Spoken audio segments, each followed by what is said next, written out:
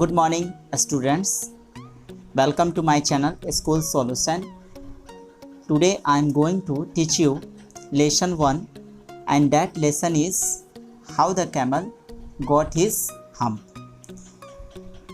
which is taken from your English textbook. It so happens.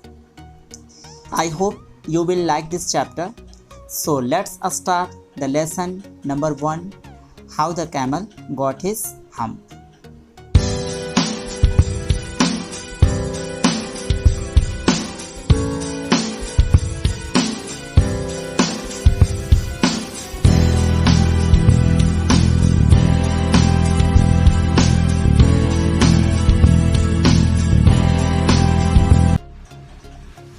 The world had just begun and the animals were working for humans. अभी just ही दुनिया बनी हुई थी और animals आदमियों के लिए काम कर रहे थे. There was one lazy animal that did nothing and said nothing but hump. क्या था कि उस समय एक बहुत ही आलसी जानवर था और वो कुछ भी नहीं करता था, केवल हम्प के अलावा, यानी कि उसके मुंह से जो साउंड निकलता था, उसकी आवाज़ जो होती थी, वो केवल हम हम हम हम बस इतना ही बोलता था और कोई काम नहीं करता था. Even the clever djinn was at his wits end. यहाँ तक कि जैसा कि आप लोग जानते हो जिन किसको कहते हैं, तो जिन एक बहुत ही शक्तिशाली, एक पावरफुल शख्स होता था जिसको लोग अक्सर क्या करते थे कि चिराग, पुराने कहानियों में अक्सर हम लोग सुनते थे कि ये चिराग को रगड़ते थे और चिराग को रगड़ने के बाद जिन प्रकट हो जाता था और उनके मनचाहे काम को वो पूर्ण करता था. तो आइए शुरू करते हैं इस चैप्टर को, इस कहानी को. In the beginning when the world was new and the animals were just beginning to work for man, there was a camel and he lived in the middle of a falling desert because he did not want to work. शुरू में जब दुनिया नई बनी हुई थी, अभी हाल में ही दुनिया बनी हुई थी, कुछ दिन हुआ, तो जानवर क्या कर रहे थे कि मनुष्य के लिए काम कर रहे थे. जानवर हमारे लिए प्रारंभ से ही फ़ायदेमंद हुआ करते थे.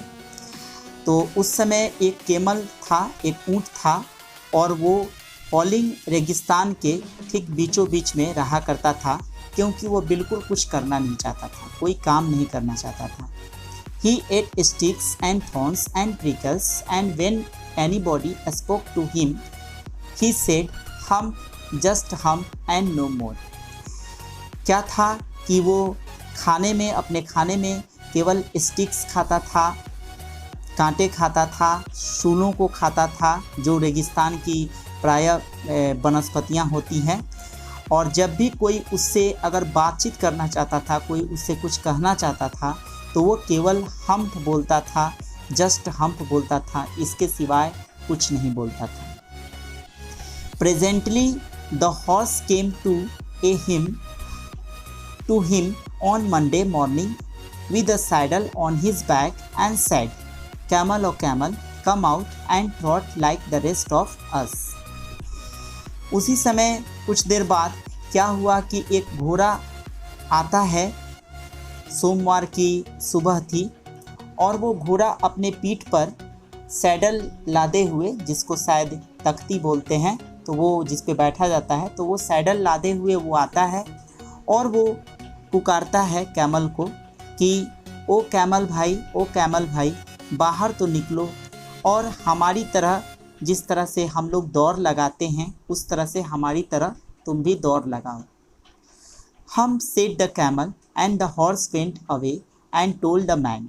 इसके बाद क्या होता है कि ऊँट केवल हम्प बोलता है और इतना बोलकर चुप हो जाता है, कुछ नहीं करता है. और इसके बाद वो घोड़ा जो वहाँ पे गया हुआ था, वो वहाँ से चल पड़ता है और आदमी को जाकर सारी वृतांत कह देता है, सारी बात बता देता है कैमल के बारे में.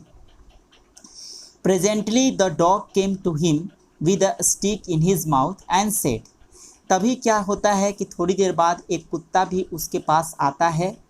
वह कुत्ता अपने मुंह में स्टिक को दबाए हुए आता है और वो कहता है कि कैमल और camel come and fetch and carry like to rest of us.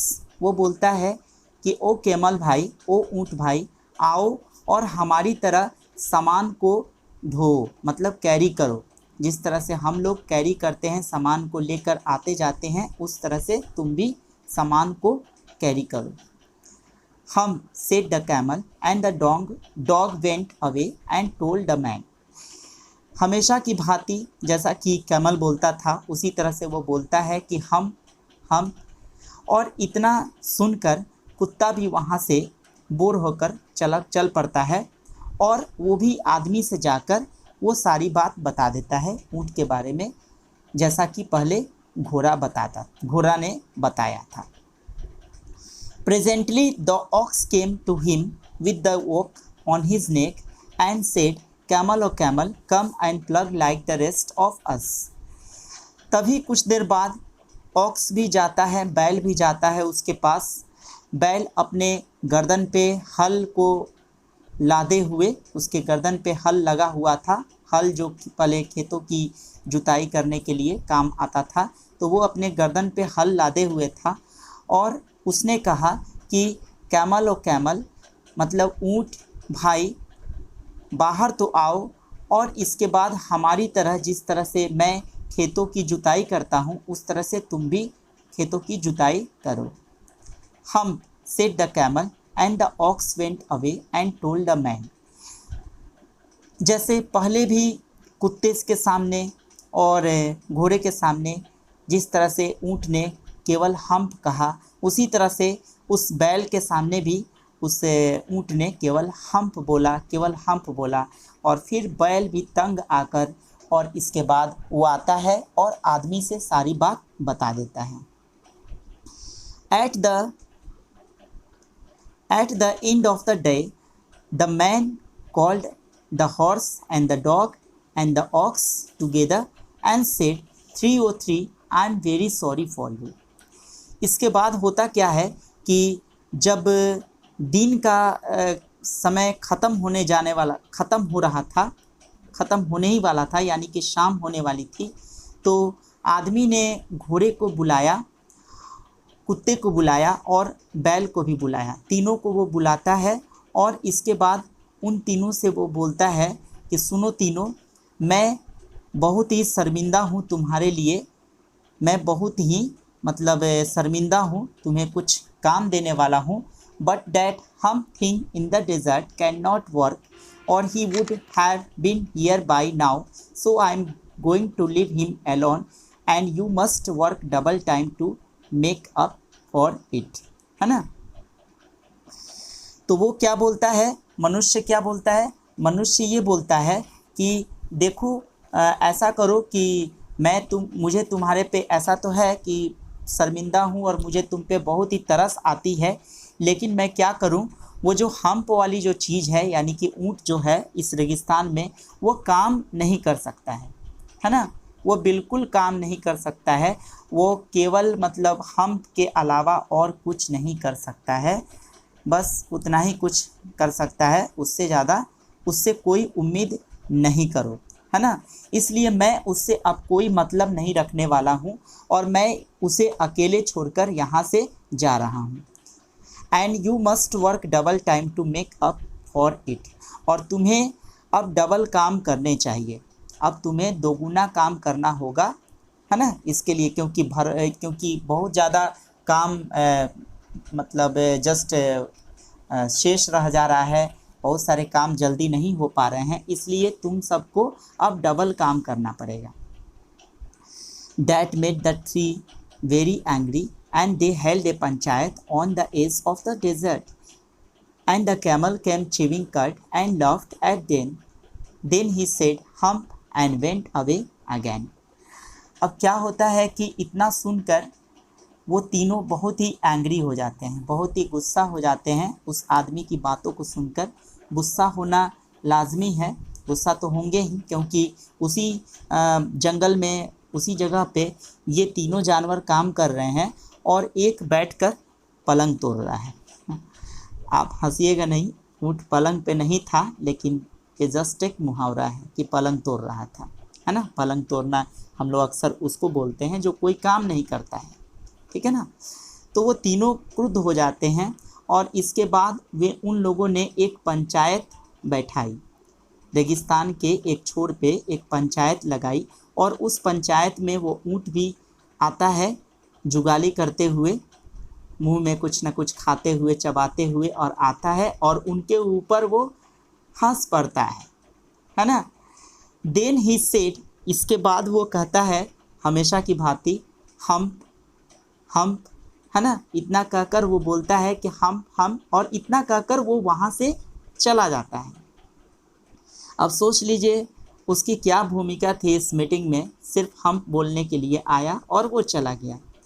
Presently there came along the jinn was in charge of all desert rolling in a cloud of dust। तभी क्या होता है कि उस समय जो जिन नाम का एक दैत्य रहा करता था, जिन को आप जानते ही होंगे, मैंने पहले ही बताया कि जिन एक बहुत ही शक्तिशाली दैत्य हुआ करता था जिसे आदमी लोग उसे वश में कर लेते थे और उससे अपनी सारे काम को करवाते थे। लेकिन यहाँ पे कहानी उल्टी है। यहाँ पे क्या है कि उस रेगिस्तान का देख रेख करने के लिए एक जिन था, ठीक है ना। वही चार्ज में था, वही देखा करता था रेगिस्तान का, यूँ कहिए कि वो मुखिया था, मालिक था।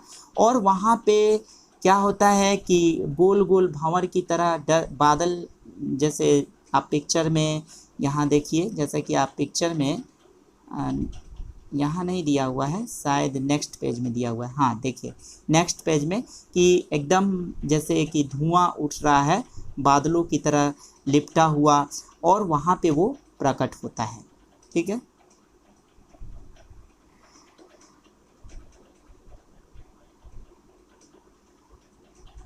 जिन of all desert said the horse, घोड़ा सबसे पहले बोलता है कि पूरे रेगिस्तान के मालिक जिन, is it right for anyone to be idle, तो क्या ये सही है कि कोई भी जीव यहाँ पे इस जंगल में जो है वो कोई काम ना करे, वो एकदम मतलब पलंग तोड़ता रहे, निकम्मा बना रहे, कोई काम ना करे। Certainly not said the djinn, djinn ने कहा सर्टेनली नॉट, मतलब निश्चित रूप से नहीं, बिल्कुल नहीं। जिन ने कहा वेल सेड द हॉर्स, तो घोड़े ने कहा ठीक है। There is a thing in the middle of your desert with a long neck and long legs and he hasn't done a stroke of work since Monday morning, he won't trout.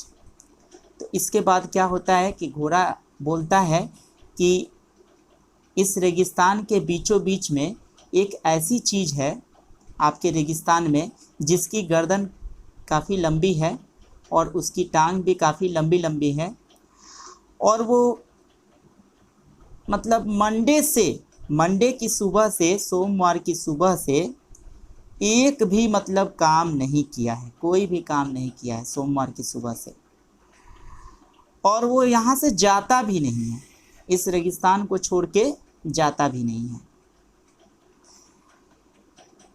View said the djinn whistling, जिन सीटी बजाते हुए बोला। That's my camel, what does he say about it, तो जिन तो जानता ही था कि कौन हो सकता है लंबे लंबे टांगों वाला, लंबी गर्दन वाला, तो वो बोलता है कि अरे वह तो मेरा ऊँट है, वह तो मेरा ऊँट है, वह काम के बारे में क्या कहता है, किस तरह की बात करता है।